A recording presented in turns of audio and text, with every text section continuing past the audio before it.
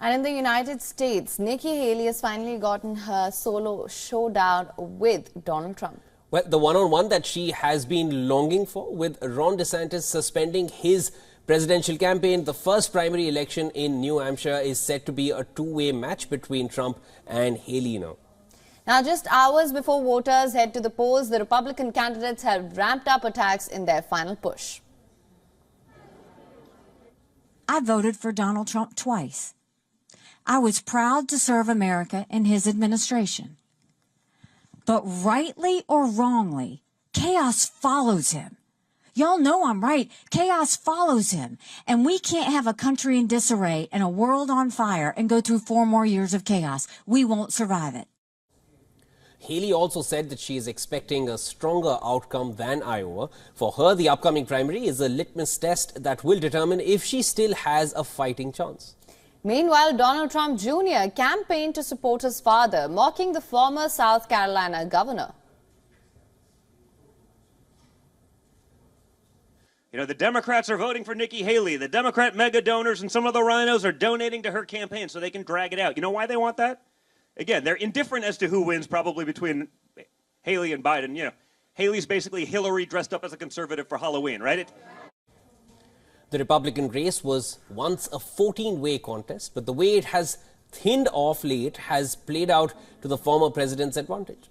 Trump sits in a comfortable position now, as most opinion polls favor him. Both CNN and the Washington Post show him with a double-digit lead over Haley. It is important to understand here as well that Trump's momentum surged after Vivek Ramaswamy's endorsement.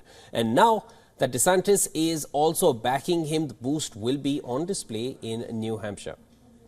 Remember, trends from the past 50 years reveal that whoever has won both Iowa and New Hampshire has eventually become the Republican presidential candidate. And Haley is now the last woman standing against a rather likely Trump versus Biden face-off.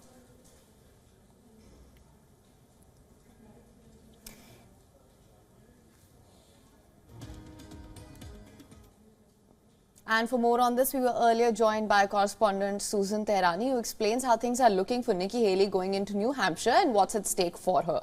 Listen to this. Nikki Haley finally got the two-person race she wanted. However, it may not live up to her expectations. For months, Haley supporters and a coalition of anti-Trumpers hoped the best way to beat the former president was to consolidate support among his opponents. But even with Ron DeSantis dropping out, polls show Donald Trump leading by a wide margin in New Hampshire. What happens on Tuesday will determine whether or not Nikki Haley will stay in this race or not, and possibly determine her political future as well. Anything short of a victory will put pressure on Haley to drop out rather than face 3 weeks of punishing acts from Donald Trump in her home state of South Carolina, which she's already behind. That being said, back in 2016, Donald Trump won the New Hampshire primaries. However, he did not win the generals in that state both in 2016 and 2020. Susan also weighed in on what Nikki Haley's best shot is right now at survival in this race. Listen to it.